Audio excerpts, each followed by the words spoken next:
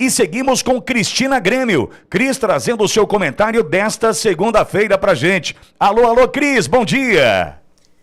Oi, Pitoli, colegas de bancada, audiência, bom dia, bom início de semana. E a gente aqui falando ainda de uma desgraça da semana passada, a primeira fuga registrada num presídio de segurança máxima, entre aspas, né? Porque no governo Lula, nem presídio de segurança máxima tem segurança máxima.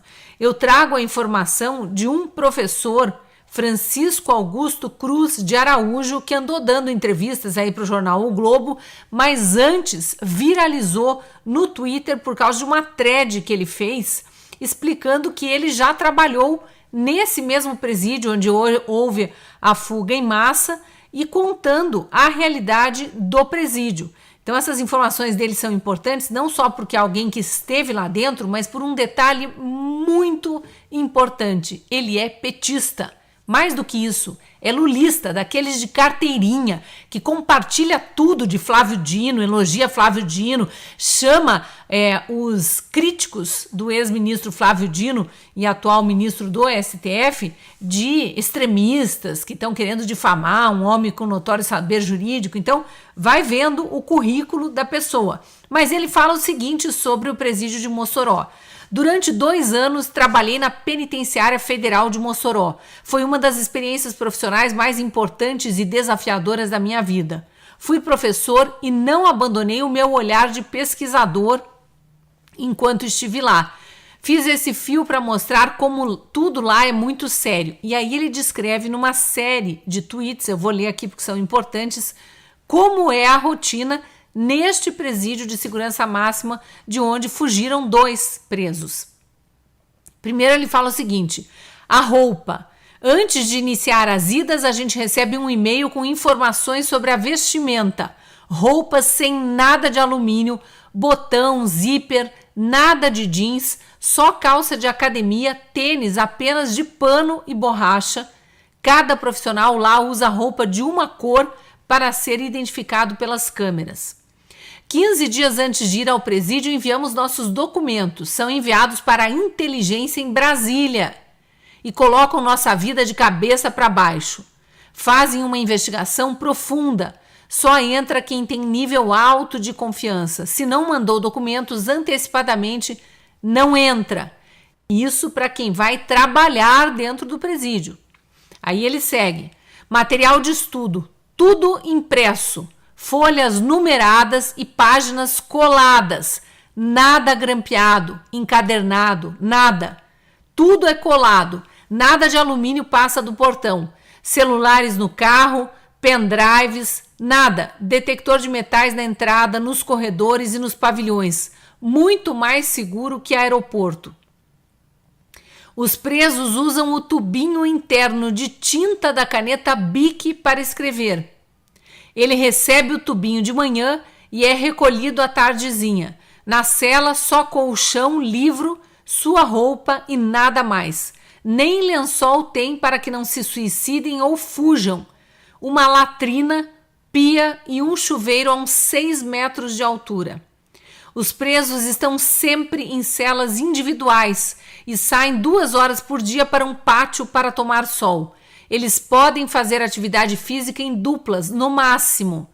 Correr, fazer flexão abdominal. Os mais perigosos ficam em regime diferenciado, não saem para nada.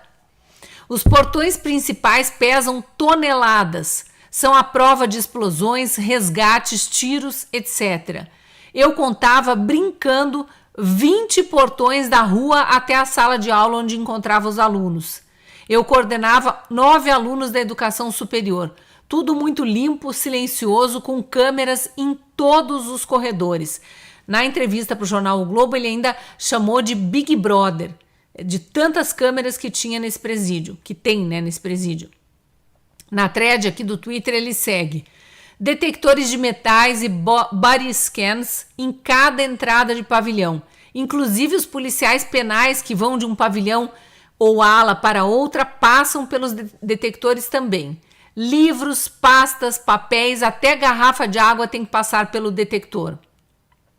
O presídio tem câmeras fotográficas próprias. Eles mesmos registram atividades religiosas, médicas e educacionais e nos enviam as fotos posteriormente. Está rolando uma foto da parede quebrada dentro da cela. Acho muito difícil que seja verdadeira. O presídio é feito para funcionar e funciona. Essa fuga precisa ser investigada com todo rigor. Em 2 anos, circulando pelos corredores, nunca vi presos perto de onde tem obras. Desculpe. Nunca vi prestadores de serviço próximo às celas. Nunca vi erro. Nunca vi coisas estranhas. Policiais penais educados chamam os presos pelo nome, pedem licença ao entrar na sala de aula, pedem que a gente saia para retirá-los e levar de volta para as celas. Eu já cometi uma ou outra gafe, mas nada comprometedor. Num momento de descontração de uma aula, mencionei o bairro em que morava em Natal. Levei uma cotovelada na hora e entendi que tudo lá tem que ser dito com muito cuidado. As penitenciárias federais brasileiras são referências. Uma falha como essa deve ser apurada com rigor, sem populismo penal. É preciso levar em consideração a atuação de organizações criminosas na coação de funcionários e terceirizados. Como fugir dela usando um alicate? E aí ele fala, se você chegou até aqui, curte, compartilha e tal. Muita gente me mandando mensagem perguntando o que eu acho de forma objetiva. Eu aposto na tese de que algum funcionário foi coagido, teve parente sequestrado ou alguma coisa muito grande. Não creio muito em fuga comprada. A organização criminosa não pode ser subestimada nunca.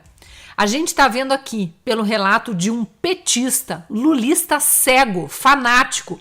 Quem olha a timeline dele não acredita nas coisas que ele compartilha, até enaltecendo o Hamas terrorista para bajular Lula, o mito dele. Mas olha o que ele está dizendo sobre os 2 anos em que ele deu aula dentro do Presídio Federal em Mossoró. É impossível uma fuga como a que Lewandowski quis dizer. No meio de um carnaval, né? Minimizando que no carnaval a segurança fica mais frouxa. Não, Lewandowski, não cola essa história. Nós queremos explicações, nós exigimos uma segurança pública decente para o país e não vamos aceitar mais essas conversinhas de passar pano para quem quer que seja. Lewandowski já esteve no presídio pessoalmente no fim de semana, ainda aguardamos novas declarações, mas por enquanto aqui ecoa ainda é aquela bobagem de não podemos deixar de considerar que era uma terça-feira de carnaval, não podemos deixar de considerar que havia obras dentro do presídio. Eu tô com o professor petista. Alicate não chega na mão de preso de qualquer forma, assim, de forma fácil. E detalhe, os presos dos presídios federais, isso o professor não disse aqui claramente, mas a gente já sabe por inúmeras outras declarações e reportagens, eles ficam isolados. Como é que 2 presos isolados fugiram juntos? Como eles se conversaram? Como eles conseguiram os 2 ter acesso a alicates de uma suposta obra em outra ala do presídio, sendo que eles estavam presos dentro da cela? Ou se eles serraram paredes de concreto armado, que já há especialistas dizendo que sem fazer barulho levariam 5 anos para conseguir serrar, tendo uma serra na mão, que não tinham. Mas se eles serraram em separado, como é que eles saíram ao mesmo tempo e fugiram juntos dessa penitenciária? Muita coisa para Lewandowski explicar, para Lula explicar, para o governo Lula explicar, porque nós, os 220 milhões de brasileiros, lulistas ou não, lulistas ou opositores de Lula, todos pagamos imposto e todos queremos os nossos impostos sendo usados para proteger a sociedade de criminosos, especialmente esses de segurança máxima que são criminosos de extremo perigo. Extremo perigo. São líderes de facções criminosas. Não são qualquer manifestante aí preso a título de golpe de Estado ou abolição do Estado Democrático de Direito, que é uma balela. Aguardamos justiça, aguardamos segurança pública. Obrigado, Cris. Olavo Melão.